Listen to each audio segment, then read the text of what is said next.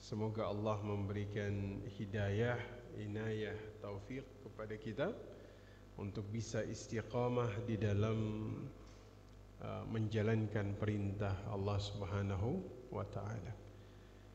Baik Bapak Ibu sekalian, pagi ini kita akan murojaah sedikit, ya.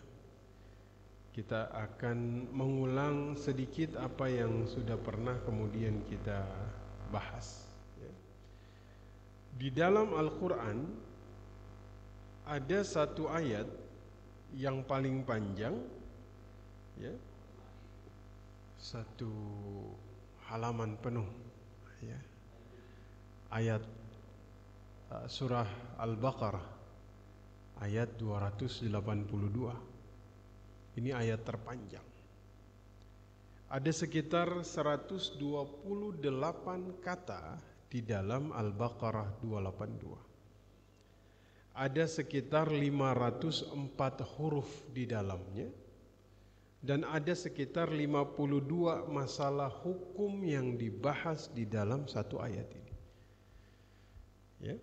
Dan apa yang dibahas di dalamnya, itu yang dibahas adalah problematika di dalam kehidupan manusia, yaitu urusan harta. Urusan harta, urusan hutang piutang dan lain-lain, ya.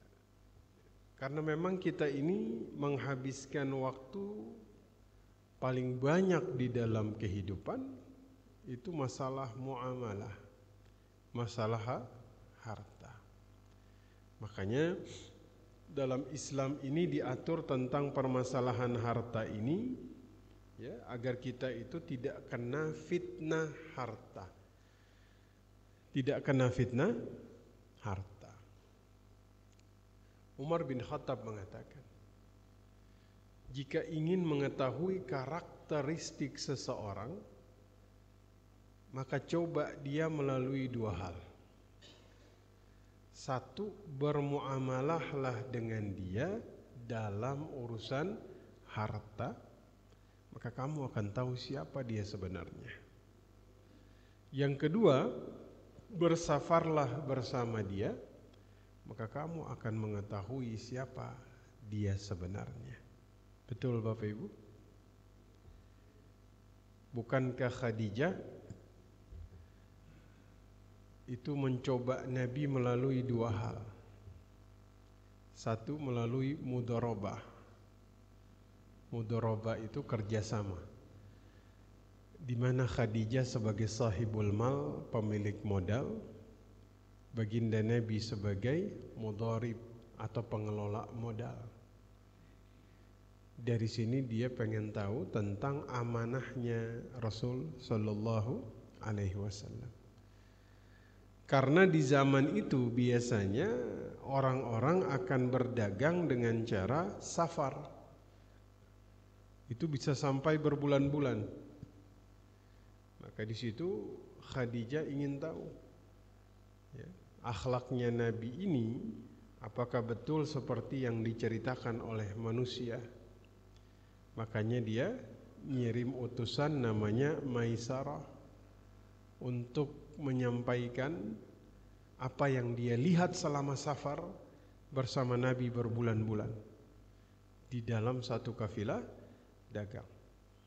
Dari sisi uang, Nabi amanah. Dari sisi akhlak selama safar, Nabi luar biasa. Makanya di sini Khadijah kemudian mengirimkan sinyal agar Rasul itu melamar beliau. Nah, fitnah harta ini, ya, setiap umat itu memiliki fitnah. Setiap umat memiliki fitnah. Fitnah itu satu perkara yang kemudian bisa membuat rusak agamanya, ya. Contoh adalah kaum Ad. Kaum Ad ini kaum yang didakwahi langsung oleh Nabi Hud alaihi salam, ya. Mereka adalah kaum yang kemudian fitnahnya adalah kekuatan, ya. Sementara Bani Israel fitnahnya wanita. Sementara kita kaum muslimin, kata Nabi, inna likulli ummatin fitnah wa fitnatu ummati mal. Setiap umat memiliki fitnah, namun kemudian fitnah umatku Allah letakkan dalam urusan harta. Oleh sebab itu, urusan harta di dalam Islam ini dibahas dengan mendetail agar kita tidak kena fitnah harta. Karena zaman dulu itu sudah kemudian melanda umat atau kaum muslimin, ya, bahkan yang hidup di zaman Nabi, berinteraksi langsung dengan Nabi, ya. Bahkan yang kemudian hijrah bersama Nabi, ya. Kita pernah menyampaikan bagaimana sejarah perang Uhud, ya, perang yang terjadi di tahun kedua Hijriah, ya. Bagaimana Nabi berpesan kepada para pemanah yang berada di atas bukit Uhud, ya, la abrahu, jangan bergerak, tetap berdiri di atas bukit ini. Ya. Kalau kalian melihat kami dikalahkan oleh mereka di bawah, fala tu'inuni, jangan tolong kami, tetap di atas. Kalau kalian melihat wanita-wanita mereka sudah lari tunggang langgang, jangan bergerak, tetap di posisi kalian. Jadi dulu Quraisy itu kalau perang suka bawa wanita-wanita mereka untuk ikut perang, untuk memberi semangat. Biasanya ketika jadi nggak ikutan perang, cuman ngasih semangat. Nah, biasanya kalau Quraisy kalah, wanita-wanitanya ini sudah berlarian, nah itu menunjukkan mereka kalah. Tapi kata Nabi, situasi ini pun jangan turun, tetap di atas. Ya. Apa yang terjadi? Ternyata saat itu Quraisy ini mengubah rencana mereka dengan cara mereka bukan pura-pura kalah, sebenarnya sudah kalah juga. Cuman mereka membuang semua harta mereka sebagai tanda mereka kalah. Akhirnya yang berada di atas bukit Uhud melihat harta yang dibuang oleh Quraisy, ada yang teriak ghanimah, ghanimah, ghanimah. Ya. Akhirnya apa yang terjadi? Mereka lupa terhadap pesannya baginda Nabi untuk tetap berada di posisinya. Nah, ini pasukan pemanah itu berhamburan lari turun ke bawah meninggalkan posisi. Ternyata Quraisy putar balik, Bapak Ibu.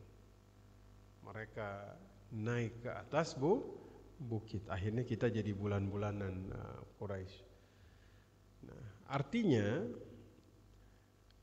mereka yang hidup di zaman Rasul sallallahu alaihi wasallam, mereka yang berinteraksi dengan para sahabat Nabi, ketika tergoda dengan urusan harta, maka kita lihat efeknya itu dahsyat sekali. Ya, qutila sab'una min khiyaris sahabah. Uhud itu 70 sahabat terbaik baginda Nabi itu wafat, Bapak Ibu. Ya. Hal ini diakibatkan, maka kata Anas bin Malik ketika kemudian membahas tentang peristiwa ini, ya, beliau bilang bukan untuk mengkritik tapi mengambil hikmah, ya. Yani di zaman itu saja hanya satu perintah Nabi yang tidak mereka indahkan, maka tidak Allah berikan kemenangan. Kita hidup ribuan tahun jauhnya dari zaman baginda Nabi sallallahu alaihi wasallam. Dan bukan hanya satu perintah yang kita langgar.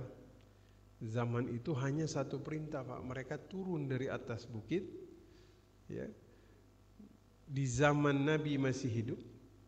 Ya, apa yang terjadi zaman sekarang? Satu perintah Nabi yang dilanggar banyak. Mudah-mudahan Allah lindungi kita. Amin ya rabbal alamin.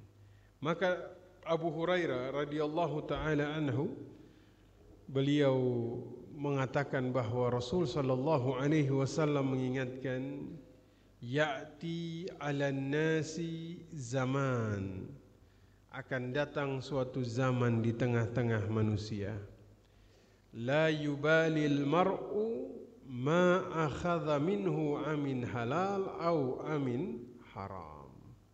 Akan datang zaman di mana manusia tidak memperdulikan lagi dari mana dia mengambil hartanya. Dia enggak peduli sama sekali, yang halal atau yang haram tidak dia pedulikan sama sekali. Ya, nah, ini perkara yang sangat kemudian berbahaya dan wallahu a'lam bishawab. Ini kalau kita klasifikasikan dari analisa sosial Nabi ini, ya, akan datang suatu zaman manusia tidak peduli lagi dari mana dia mengambil hartanya, mau ini halal mau ini haram, dia udah nggak peduli. Ya, nah kira-kira di zaman sekarang lebih banyak yang peduli yang halal atau nggak peduli, Pak? Allahu a'lam. Ya, mudah-mudahan yang peduli terhadap yang halal itu lebih banyak. Amin ya rabbal alamin. Ya, karena kalau kemudian lebih banyak yang tidak peduli kehalalan dan keharaman, ini berbahaya. Ya, yang berarti fitnah hartanya sudah kemudian menjangkiti, dan ini berbahaya. Dulu dalam Al-Quran itu Allah mengisahkan tentang apa asbab Fir'aun ini dia membangkang kepada Nabi Musa, Bapak Ibu. Ya. Karena Fir'aun ini hartanya banyak. Ya. Hartanya apa? Banyak. Ya. Dan fitnah harta melanda dirinya dan pasukannya serta para pengikutnya. Makanya Nabi Musa alaihi salam ini, ya, itu berdoa kepada Allah, ya, agar kemudian yang dihancurkan pertama itu harta mereka. Jadi Nabi Musa itu doa agar Fir'aun ini dimiskinkan. Ya. Wa qala Musa rabbana innaka ataita fir'auna wa mala'ahu zinatan wa amwalan fil hayati dunya rabbana la yudhillu an sabilika rabbana tmis 'alal amwalihim. Nabi Musa mengatakan, ya Allah, Engkau berikan Fir'aun dan pemuka-pemuka kaumnya perhiasan dan harta kekayaan dunia. Ya Allah, akibatnya adalah mereka menyesatkan manusia dari jalanmu, binasakan harta mereka. Itu doa Nabi Musa. Ya. Makanya kalau ada orang hartanya banyak, terus dia terkena fitnah harta, maka dia punya potensi menyesatkan manusia dari jalan Allah. Dan ini selalu berulang dari zaman ke zaman. Ya. Fir'aun dengan hartanya, dia menyesatkan manusia, menganggap dirinya Tuhan. Di zamannya Amr ibnu Luhai al-Khuzai. Jadi kalau Bapak Ibu tahu, dulu di sekitar Ka'bah itu ada 360 berhala. Dulunya nggak ada. Ya. Tapi zaman itu ada seorang pemuka Quraisy, duitnya banyak, Pak. Ya. Hartanya tuh tidak terhitung, banyak. Namanya Amr ibnu Luhai. Ya. Dikatakan bahwasanya dalam kitab Min Akhbaril Makkah, Setiap musim haji ini orang menyembeli sampai 1.000 ekor, 10.000 ekor onta. Ya, makanya saya bilang kita ini satu provinsi Banten, DKI Jakarta itu digabung semuanya. Ya, kalau musim haji tiba belum bisa mencapai banyaknya onta yang dikorbankan oleh seorang Amr ibn Luhai. Ya. Setiap musim haji, ya, itu dia membagikan 10.000 pakaian kepada jamaah haji. Ya. Nah, dia ini yang pertama kali bawa 360 berhala di sekitar Ka'bah. Makanya Nabi itu ketika lagi sholat, beliau ditampakkan neraka di hadapan matanya. Beliau melihat Amr bin Luhai sedang berjalan menyeret itu ususnya di neraka. Waliyadzubillah. Dia bisa menyesatkan ribuan manusia saat itu karena dia punya banyak harta. Ya. Makanya manusia itu kalau dia banyak hartanya dan dia kena fitnah harta, maka kerusakan yang dia timbulkan itu besar. Ya. Bapak Ibu bisa membayangkan sekelas Amr bin Luhai ini kalau dia bawa berhala, semua orang percaya karena uangnya banyak. Ya, mungkin ya zaman sekarang terjadi pengulangan sejarah juga. Ya.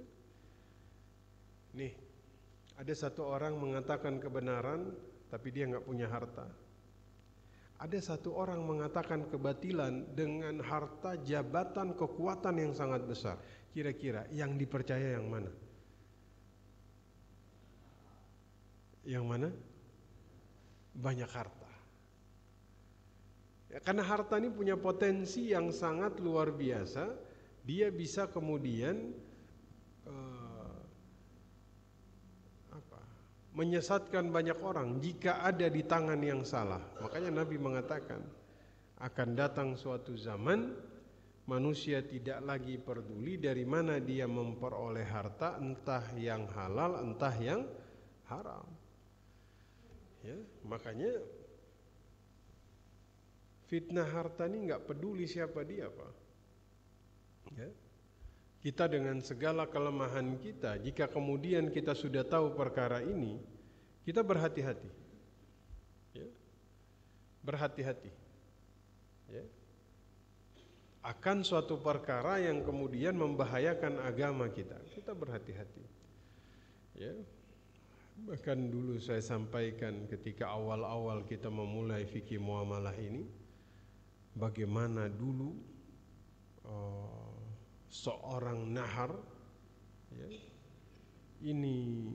nahar ini hijrah bersama Nabi Sallallahu Alaihi Wasallam, ngajinya itu rajinnya luar biasa, ya, pemahaman Qur'annya itu sangat baik, ya, bahkan kalau ngaji itu bareng Abu Hurairah.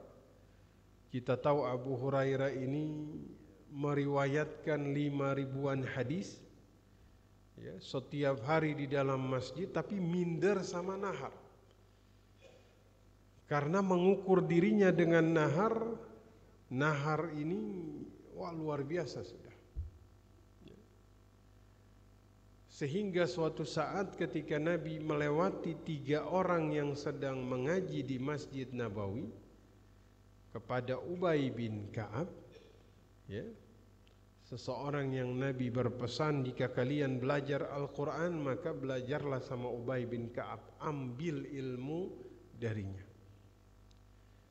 Nabi melewati mereka bertiga dan Nabi mengatakan satu kalimat, ya, yang kontras dengan apa yang ada di hadapan.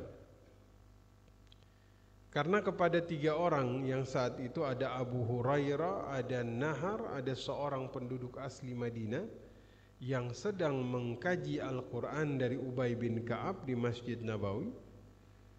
Ya.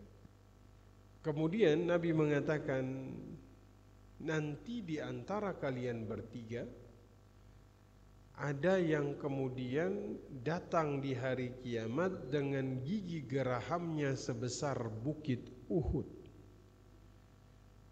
Artinya ini kontras.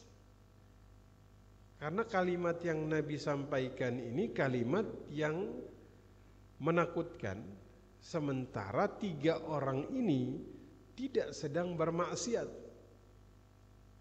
tapi sedang mengkaji Al-Quran. Maka nahar Abu Hurairah, seorang penduduk asli Madinah. Ya tentu Abu Hurairah itu khawatir, karena dia melihat di sampingnya ini nahar, di mana pemahamannya tentang Al-Quran, ya semangat belajarnya. Abu Hurairah merasa ini orang pintar, ya, alim, dan orang yang luar biasa. Dia melihat satu lagi, seorang Ansar, penduduk asli Madinah, yang juga punya semangat belajar yang luar biasa, ya.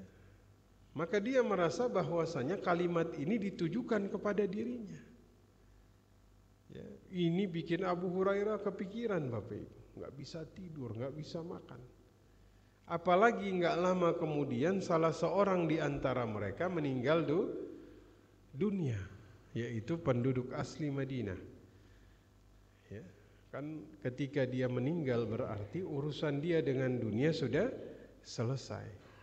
Ya, kemaksiatan tidak berlanjut. Sementara kebaikan yang dia lakukan di mata Abu Hurairah itu luar biasa. Maka bagi Abu Hurairah tersisalah dua orang yang bisa kemudian menjadi orang yang Nabi sampaikan di dalam perkataannya. Karena yang Nabi sebutkan cuma satu. Maka Abu Hurairah semakin gelisah. Ini yang Nabi maksud adalah saya. Ya. Ternyata Bapak Ibu, setelah Nabi wafat, muncul seorang nabi palsu, namanya Musailama Al-Kadzdzab. Ya. Kalau Musailama ini ahli diplomasi, retorikanya luar biasa, Pak. Ya. Balaghahnya, kalau dia berpidato, semua orang kesihir. Ya.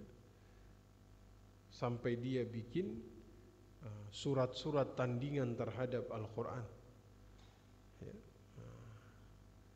Maka saat itu Nahar ketemu dengan siapa? Musailama Al-Kadzdzab. Ya, Musailama ini menggoda Nahar masuknya dari bab harta. Ya. Dia bilang dia butuh satu pengakuan dari Nahar, ya, agar kemudian mempengaruhi manusia di zaman itu, di Bani Hanifah. Dia butuh pengakuan Nahar bahwasanya Nabi Muhammad SAW pernah mengatakan bahwasanya nanti selepas beliau wafat akan ada penggantinya, akan ada nabi yang baru, yaitu Musailama Al-Kadzdzab. Akhirnya dia menjanjikan kepada Nahar satu perkara. Kalau nanti dia berkuasa, dia jadi nabi palsu, uangnya banyak, dia menguasai Bani Hanifah, maka Nahar ini akan dijadikan sebagai seorang wazir, sekelas menteri. Uangnya banyak, kekuasaannya juga banyak. Akhirnya apa yang terjadi? Nahar tergoda, Bapak Ibu. Dia kena fitnah harta. Akhirnya dia mengatakan apa yang disampaikan oleh Musailama, bahwa Nabi bersabda akan ada Nabi selepas beliau, yaitu Musailama. Itu Pak, ribuan orang murtad saat itu. Karena yang berbicara seorang nahar. Jadi dari 3 orang tadi, ternyata kalimat Nabi ditujukan kepada nahar. Ya, lagi-lagi seperti kita kemudian melihat para pasukan perang Uhud, nahar ini ngajinya di Masjid Nabawi, punya guru sekaliber Ubay bin Ka'ab, punya sahabat sesoleh Abu Hurairah, dengan status yang spektakuler seperti ini, itu jatuh ke dalam fitnah harta. Masya Allah. Apalagi kita, Pak. Betul. Ya, kalau mau bandingkan guru kita sama Ubay bin Ka'ab, nggak ada apa-apanya. Kalau mau bandingkan masjid kita dengan Nabawi Madinah, nggak ada apa-apanya. Sahabat kita, ya, manusia paling soleh di dunia ini hari ini siapa? Misalnya ada, antum bandingkan dengan Abu Hurairah, kayak langit dan bumi. Ya, ini nahar punya sahabat sekaliber Abu Hurairah, masih kena, Pak. Apalagi kita. Betul. Makanya antum jangan kemudian kaget ketika, wah, si fulan ini padahal orangnya jujur itu, luar biasa. Tapi misalnya nih contohnya, tapi kok korupsi dia, misalnya begitu ya. Dia nih, mohon maaf, ini anak lulusan Timur Tengah misalnya, ya. Tapi ternyata kemudian dia kena satu fitnah yang berkaitan dengan harta. Harta ini dia nggak mandang. Ya. Ada yang bermuamalah dengan seseorang bisnis, terus ditipu. Ini padahal rekan bisnis saya ini tiap hari di masjid, Ustaz. Baca Qur'annya rajin katanya. Pak, kalau sudah kena fitnah harta, dia nggak peduli siapa kita. Ya, maka kita berdoa kepada Allah, semoga Allah menjauhkan kita dari fitnah harta. Amin ya rabbal alamin. Ini yang Nabi khawatirkan. Ya. Kena fitnah harta, Allah lapangkan kepada kita urusan harta, nah, kita kena. Ini yang Nabi khawatir. Nabi nggak khawatir kita itu berkekurangan. Ya. Fa wallahi mal faqra akhsha alaikum. Demi Allah, kata Nabi, beliau bersumpah untuk menyampaikan perkara ini. Orang kalau bersumpah untuk menyampaikan sesuatu, ini menandakan yang ingin disampaikan ini penting. Betul? Fa wallahi mal faqra akhsha alaikum. Demi Allah, bukan kemiskinan yang aku takutkan menimpa kalian, bukan. Ya. Walakinni akhsha an tubsata dunya alaikum kama busitat ala man kana qablakum. Yang saya khawatirkan, kata Nabi, ketika dibukakan kepada kalian dunia, diperluas, ya, kita diberikan kelapangan dalam urusan dunia, ya, sebagaimana kaum seperti kita, kata Nabi, itu dibukakan kelapangan, fatanafasuha kama tanafasuha fatuhlikakum kama ahlakatkum. Mereka berlomba-lomba dalam urusan dunia sehingga mereka binasa sebagaimana kemudian kaum yang sebelumnya binasa. Bermusuhan, khianat, bersaing, ya. Itu terjadi ketika kemudian kita berada dalam satu kondisi dunia dilapangkan, ya, harta diperbanyak, ya. Masya Allah. Mudah-mudahan Allah satukan hati umat ini. Amin ya rabbal. Jika memang ada di antara kita yang saling bermusuhan, ya, saling bersaing dalam urusan dunia, semoga Allah satukan. Ya. Jadi semua masalah apapun di tengah masyarakat, kalau ditarik, Pak, itu semuanya akan bermuara dalam satu perkara. Apa itu? Harta. Ya. Permusuhan pertikaian yang terjadi itu pasti dia bermuara kepada satu perkara. Apa itu? Harta. Ya. Makanya Ali bin Abi Thalib mengatakan manitajara qabla an yatafaqaha fid din. Kalau ada seseorang dia bertijarah, dia berdagang, dia bermuamalah sebelum dia kemudian belajar fikih muamalah, faqad irtatama fir riba, thumma irtatama, maka dia akan jatuh ke dalam riba. Umar ibn al-Khattab mengeluarkan satu perintah yang dikutip oleh Imam Malik di dalam kitab Al-Muwatta. La yabi fi suqina illa man qad tafaqaha fid din. Jangan berjualan di pasar ini para pedagang yang tidak mengerti din, agama, muamalah. Itu di ultimatum oleh Umar bin Khattab. Ya. Bahkan Imam Abu Laith mengatakan la yahillu lirrajul an yashtaghila bil bai' wasyira'i ma lam yahfaz kitab al-buyu'. Tidak halal bagi seorang laki-laki melakukan akad jual beli selagi dia belum menguasai bab fikih jual beli. Ya. Dari Muhammad bin Hasan mengatakan wa ala kulli tajir yahtatu lidinihi an yastashiba faqihan dayyinan yushawiruhu fi muamalatihi. Setiap pedagang, ya, itu wajib dia itu memiliki atau minimal dia tahu seorang ahli fikih muamalah yang bertakwa, agar dia si pedagang dapat bermusyawarah tentang transaksi yang dia lakukan. Ya. Kalau enggak, dia akan masuk ke dalam perkara yang haram, dia akan masuk.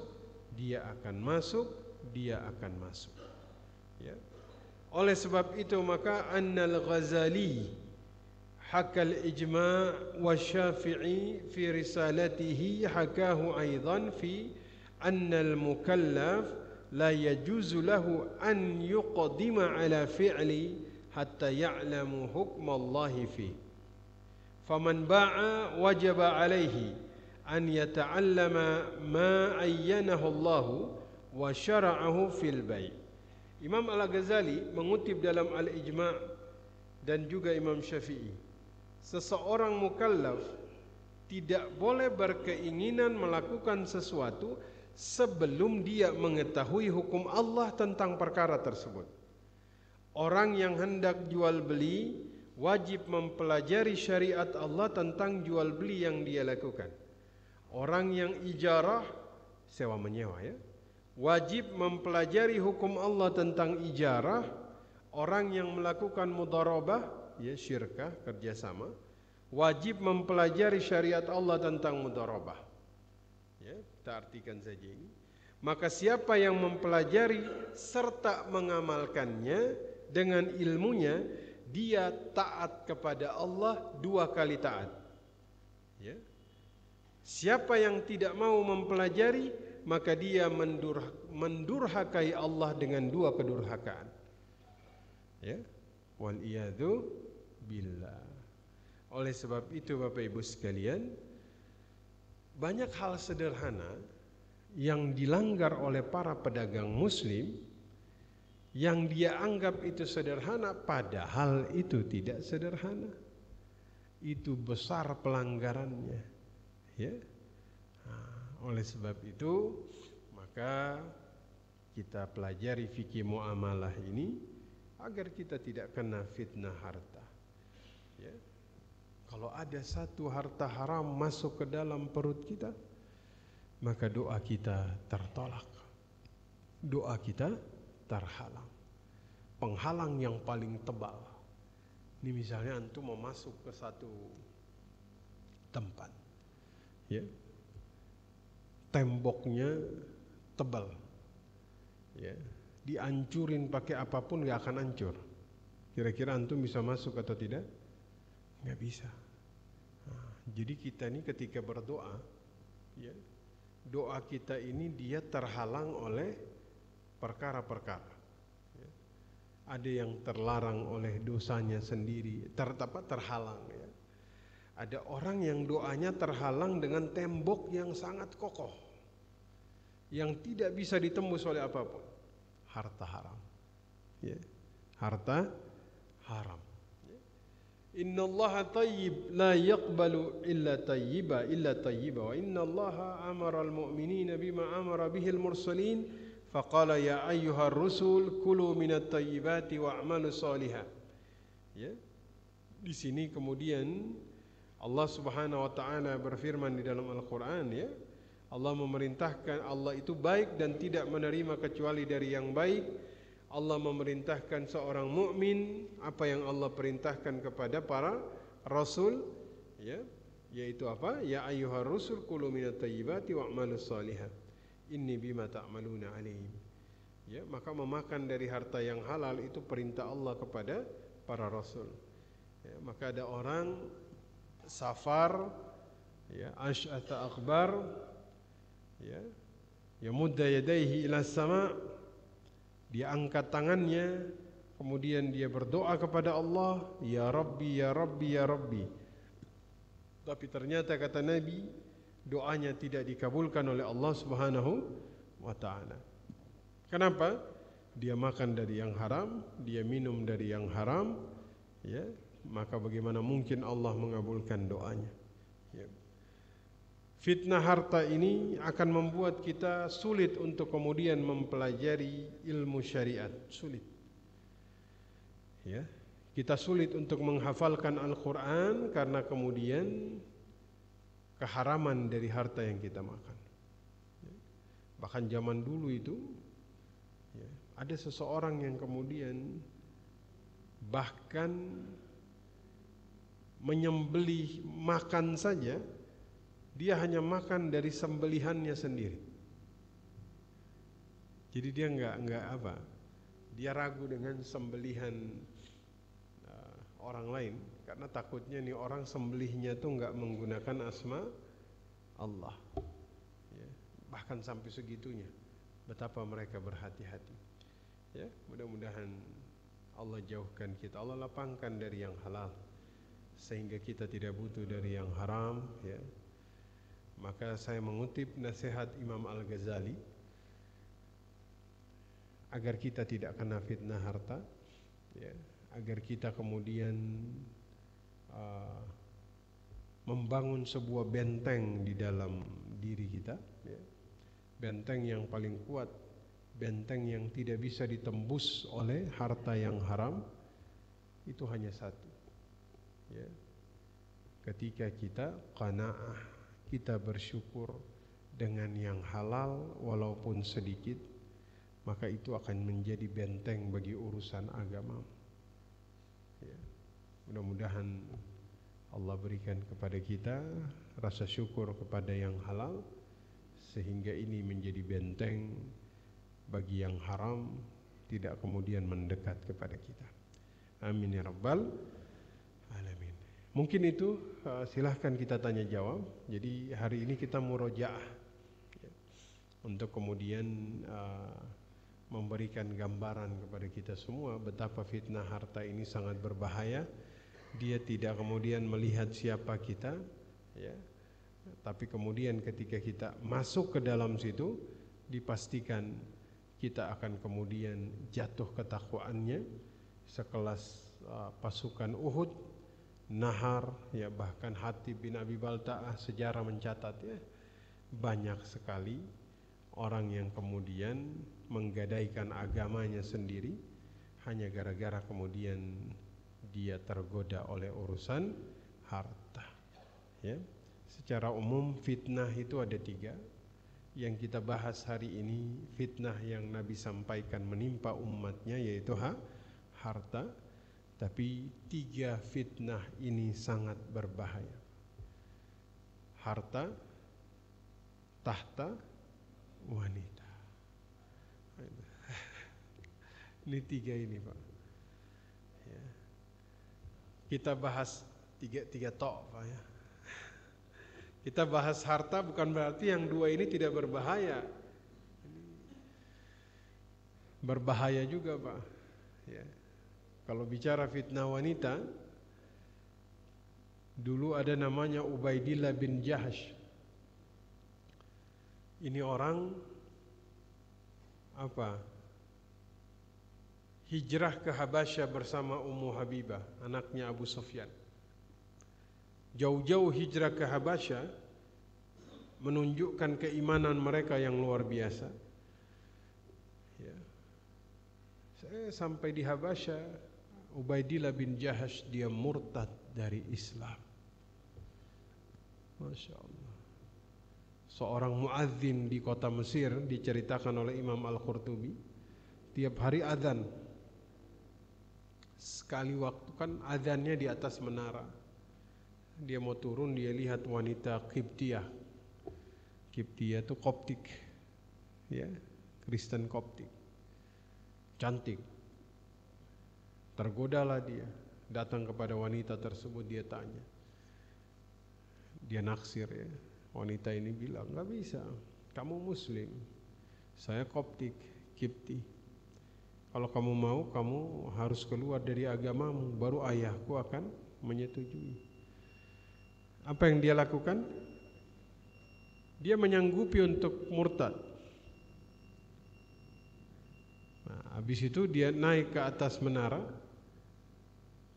mau ngambil sesuatu, jatuh langsung mati. Matinya kufur gara-gara seorang wanita.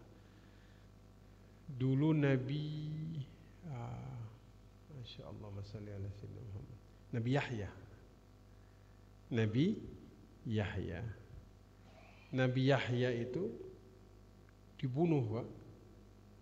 Kepalanya ini dipotong, ditaruh di bejana dari emas, diserahkan kepada raja. Saya tanya, yang nyuruh bunuh ini siapa? Seorang perempuan. Raja jatuh cinta dengan perempuan tersebut. Dulu Ali bin Abi Thalib mati dibunuh oleh seorang Khawarij, Abdurrahman ibnu Muljam. Kenapa dia membunuh Ali? Mahar. Seorang wanita Khawarij minta maharnya adalah kematian Ali bin Abi Thalib. Berangkat dia jauh-jauh ke Irak, Basrah. Waktu itu Ali terbunuh di Basrah atau di Kufah, yang jelas di Irak. Jauh-jauh, Pak, dia datang untuk membunuh Ali bin Abi Thalib gara-gara mahar seorang perempuan. Maka fitnah 3 ini luar biasa. Kalau fitnah kekuasaan ya jangan ditanya, Pak. Betul? Tahta ini. Ya, kalau fitnah tahta ya udah, kita lihat di zaman sekarang banyak, Pak. Ya. Agama dikorbankan, ya, semua digadaikan, ya. Mudah-mudahan Allah berikan kekuatan kepada kita, ya. Fitnah apapun dari 3 fitnah ini kita dikasih kekuatan. Jangan hanya kita minta, ya Allah jauhkan dari fitnah harta, kenanya di fitnah perempuan. Ya. Iblis itu dia sabar banget, Pak. Dia tunggu. Wah, harta nggak lolos rupanya. Kita coba dengan wanita. Ya. Wanita nggak lolos, dia masuk lewat tahta. Mungkin harta dia nggak lolos. Ini orang luar biasa. Wanita dia nggak lolos, dia masuk lewat tahta. Wah, dipikir-pikir sama dia. Wah, saya kalau punya tahta nih banyak orang yang hormat kepada saya. Ujubnya muncul. Oh, kena dia. Mudah-mudahan Allah jauhkan. Amin ya rabbal alamin. Silakan jika ada yang mau tanya, diskusi. Ini kita hanya murojaah saja, ya. Nanti insyaallah 2 minggu lagi baru kita lanjut, masih dalam bab jual beli. Silakan.